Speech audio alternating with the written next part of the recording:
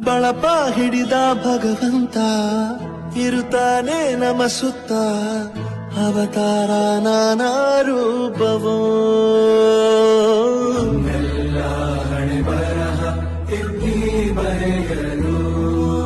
ಕತ್ತಲೆಯಿಂದ ಬಂತ ನಮ್ಮ ಕೈಯ ಹಿಡಿಯುತ್ತ ಕರೆದೊಯ್ದ ಬೆಳಕು ತೋರಲು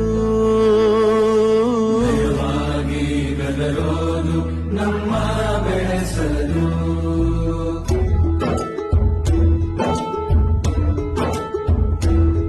ಭಾಷೆ